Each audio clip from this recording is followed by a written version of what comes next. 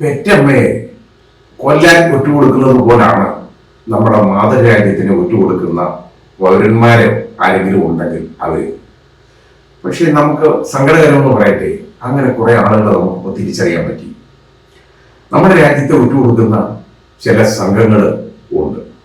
അപ്പൊ ഏതായാലും 6 പേരെ ഹരിയാന പോലീസ് അറസ്റ്റ് ചെയ്തേക്കാണ് പല ഭാഗങ്ങളിൽ നിന്നായിട്ട്, പഞ്ചാബിൽ നിന്ന് ഹരിയാനയിൽ നിന്നുമായിട്ട്.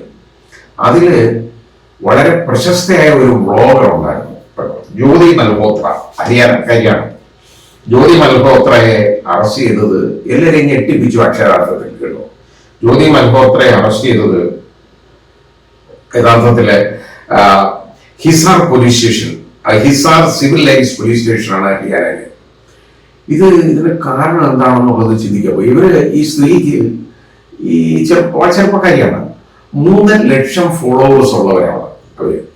വളരെ പ്രശസ്തമായ രീതിയിൽ, അതായത് ദേശി ഇൻഡോജോ എന്ന് പറയുന്ന ഒരു യൂട്യൂബ് ചാനൽ നടത്തിക്കൊണ്ടിരുന്നവരാണ് അവര്.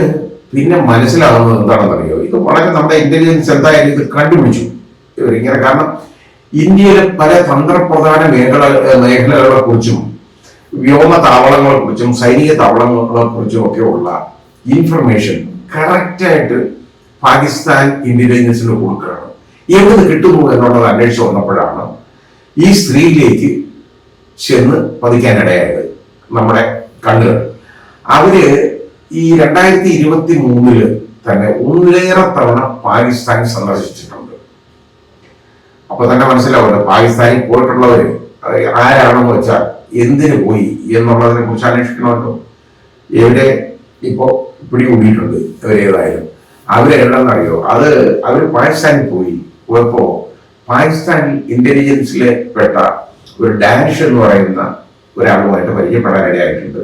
ഫ്രീക്വന്റ് ആയിട്ട് അയാളുമായിട്ട് കോണ്ടാക്ട്സ് ഉണ്ടായി. ഇവർക്ക് കോണ്ടാക്ട്സ് ഉണ്ടായി കഴിഞ്ഞിട്ട് ഇവര് അയാളുമായിട്ട് ബന്ധപ്പെട്ടുകൊണ്ടിരുന്നത് വാട്സാപ്പ്, അതേപോലെ തന്നെ ടെലഗ്രാം. അത് ഈ വാട്സാപ്പ്, ടെലഗ്രാം തുടങ്ങിയ സംവിധാനങ്ങളിലൂടെയാണ്. അതുപോലെ തന്നെ വേറെ സ്നാപ്ചാറ്റ്, ഈ സംവിധാനങ്ങളിലൂടെയാണ് ഇവര് അയാളുമായിട്ട് ബന്ധപ്പെട്ടുകൊണ്ടിരുന്നത്.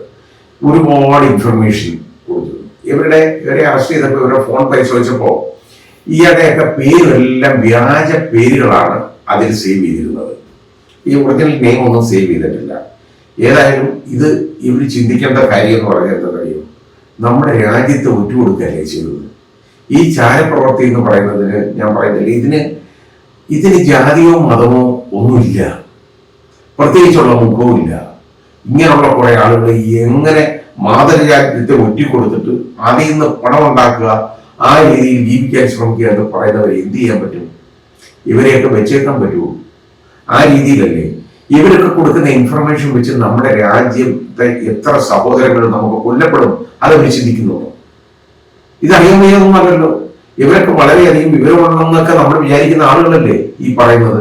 ഈ ബ്ലോഗർക്ക് ഇത്രത്തോളം അനുയായികളുള്ള ആളാണോ, ഫോളോവേഴ്സ് ഉള്ളതാണോ? എന്നിട്ടാണ് ഈ പണി ചെയ്തത്. ഇതേപോലെ തന്നെ ഞാൻ പറയാൻ പറഞ്ഞ ജാതി മതമൊന്നും ഇല്ലെന്ന് പറയാൻ കാരണം, ഇത് ജ്യോതി മൽഹോത്ര ഇപ്പൊ അറസ്റ്റ് ചെയ്യപ്പെട്ടു. അതേപോലെ തന്നെ ഈ പഞ്ചാബിൽ നിന്ന് മുസാല, അതേപോലെ തന്നെ യാമിൻ മുഹമ്മദ്, പിന്നെ ദേവീന്ദർ തില്ലൻ എന്ന് പറയുന്നവരും അറസ്റ്റ് ചെയ്യപ്പെട്ടു. ഇത് പഞ്ചാബികളാണ്. അപ്പൊ അതാ ഞാൻ പറഞ്ഞത്, ഇതിന് ജാതി മതമൊന്നുമില്ല. എല്ലാ ജാതിയും ഉണ്ട്, മതവും ഉണ്ട്, മുഖങ്ങളും ഒക്കെ ഇങ്ങനെ ഉണ്ട്. ഒന്നും നമുക്ക് പ്രത്യേകിച്ചൊന്നും നമുക്ക് പറയാൻ പറ്റത്തില്ല ഇത് ആരൊക്കെ ചെയ്യുന്നത്. അതുപോലെ തന്നെ പിന്നെ ഹരിയാനയിൽ നിന്ന് ആർമാൻ, പിന്നെ അത് കൂടാതെ ഒരു വിദ്യാർത്ഥി, ഇവർ ഇത്രയും പേര് അറസ്റ്റ് ചെയ്യപ്പെട്ടു എന്നുള്ളതാണ് നമ്മൾ കാണുന്നത്. ഇവരൊക്കെ എന്നൊക്കെ വെച്ചാൽ മനുഷ്യരാണ്. നമ്മൾ ആലോചിക്കണം, നമ്മുടെ മാതൃരാജ്യത്തെ ഒറ്റിക്കൊടുക്കുകയാണ്, നമ്മുടെ സഹോദരങ്ങളുടെ ജീവൻ വെച്ച് വിലപേശുക, അതിൽ നിന്ന് ജീവിക്കാൻ ശ്രമിക്കുക എന്നൊക്കെ പറയുന്നത് എന്തിനിങ്ങനെ ജീവിക്കുന്നത്? പുഴുക്കളെ പോലെ. ഇത് രാജ്യത്തിനെതിരെ ചെയ്യുമ്പോൾ അത് കണ്ടുപിടിച്ചു കഴിഞ്ഞാലുള്ള കാര്യം എന്താണെന്നറിയോ? ഇത് വരാൻ പോകുന്നത് വധശിക്ഷ വരെയുള്ള കൊടുക്കാവുന്ന ക്രിമിനൽ കുറ്റമാണ് ഈ ചെയ്തിരിക്കുന്നത്. ഇത് അറിയാൻ വയ്യാതൊന്നും ഞാൻ കരുതുന്നില്ല. ഇവരുടെ ധാരണ എന്താണെന്നറിയോ? ഇവരൊരിക്കലും പിടിക്കപ്പെടുന്നില്ല എന്നുള്ള ഒരു അഹങ്കാരമാണ്, ആ ധാരണയാണ്. ആ ധാരണ അങ്ങ് മാറിക്കിട്ടി. കാരണം പിടിക്കപ്പെട്ടു, 6 പേര് അറസ്റ്റിലാണ്.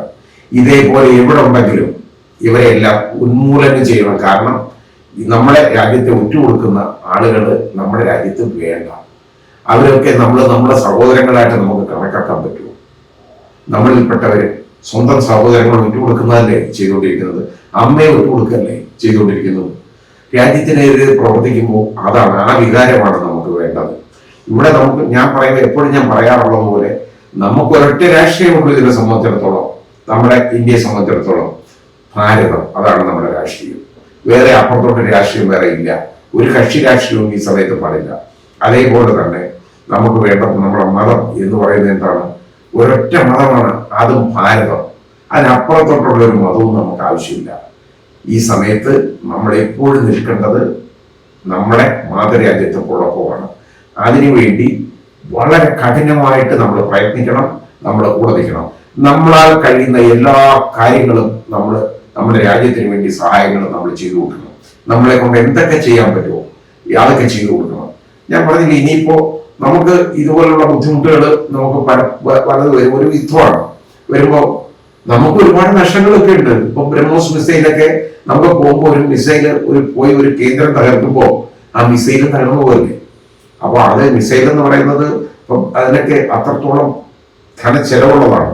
അവരെ അടിച്ച് നാശമാക്കാൻ അത് പര്യാപ്തമാണെങ്കിലും അത് സ്വയം അത് കത്തി നശിക്കല്ലേ. അത് പോകുമ്പോ നമുക്ക് നഷ്ടം വരും, നമ്മുടെ സമ്പദ് വ്യവസ്ഥയിൽ നമുക്ക് നഷ്ടം വരും. അതിന് ഗവൺമെന്റ് എന്തെങ്കിലും കാര്യങ്ങൾ ചോദ്യം ചെയ്യണമെന്നുണ്ടെങ്കിൽ, അതായത് സ്റ്റാമ്പ് വിൽപ്പനയായിരുന്നു പണ്ടൊക്കെ ഉണ്ടായിരുന്നത്, അതേപോലെ ഏതെങ്കിലും അധിക നികുതികളോ എന്തെങ്കിലും ഏർപ്പെടുത്തിയാൽ അതിനെതിരെ ഒന്ന് പ്രതികരിക്കരുത്. നമ്മളത് സഹിക്കണം. നമുക്കൊണ്ടാണ് നമ്മുടെ രാജ്യത്തിന് വേണ്ടിയാണ് നമ്മളത് ചെയ്യുന്നത് എന്നുള്ള ഒരു കാഴ്ചപ്പാട്, ഒരു കരുതൽ നമുക്ക് വേണം. നമുക്ക് കുറച്ച് ധനനഷ്ടം ഉണ്ടായിരിക്കും, അത് ഉണ്ടാകട്ടെ. കാരണം നമ്മുടെ രാജ്യത്തിന് ഇങ്ങനെ ഒരു പ്രതിസന്ധി വരുമ്പോ സഹായിക്കാൻ വേറെ ആരാവുള്ളത്? വിദേശനാരും അല്ലല്ലോ, നമ്മളല്ലേ സഹായിക്കേണ്ടത്. നമ്മൾ നോക്കണം നമ്മുടെ സ്വന്തം വീട്ടിലെ കാര്യം. ഇന്ത്യ എന്ന് പറയുന്നത് നമ്മുടെ വീടാണ്, നമ്മുടെ എല്ലാവരും ഒന്നിച്ച് താമസിക്കുന്ന ഒരു വീടാണ്. ഇവിടുത്തെ പ്രത്യേകത എന്ന് പറഞ്ഞാൽ എന്താണെന്നറിയാം, നമ്മുടെ വൈവിധ്യം ഒരു പൂന്തോട്ടം പോലെയില്ലേ, അതല്ലേ നമ്മളിവിടെ കാണുന്നത്. ഇപ്പോ എല്ലാവരും ഒന്നാണ് ഇന്ത്യയിൽ. ആ രീതിയിൽ വേണം നമ്മൾ പോകാൻ. അവിടെ കക്ഷി രാഷ്ട്രീയ വ്യത്യാസങ്ങളോ മതപരമായ വ്യത്യാസങ്ങളോ ഒന്നും പാടില്ല. എല്ലാവരും ഒറ്റക്കെട്ടായിരിക്കണം രാജ്യത്തിന് വേണ്ടി. അതാണ് വേണ്ടത്. ആ കാഴ്ചപ്പാടോടുകൂടി നമ്മൾ മുമ്പോട്ട് പോകേണ്ടതായിട്ടുണ്ട്. ഇനിയും ബഹുദൂരം ഇന്ത്യക്ക് സഞ്ചരിക്കാനുണ്ട്. പോകണം മുമ്പോട്ട്, ഉയരങ്ങളിലേക്ക് പോകണം നമ്മുടെ രാജ്യം ലോകത്ത് ഒരു മൂന്നാമത്തെ ഇത് സാമ്പത്തിക ശക്തി മാത്രമല്ല, അതല്ല വേണ്ടത്. ഒന്നാമതാകും. ആളുകളിൽ ഇപ്പൊ നമ്മൾ ഒന്നാമതല്ലേ, ജനസംഖ്യയിലും. അതേപോലെ എല്ലാ കാര്യങ്ങളിലും നമ്മൾ ഒന്നായിട്ട് മാറണം. അതാണ് വേണ്ടത്. അങ്ങനെ തന്നെ ആയിരിക്കട്ടെ.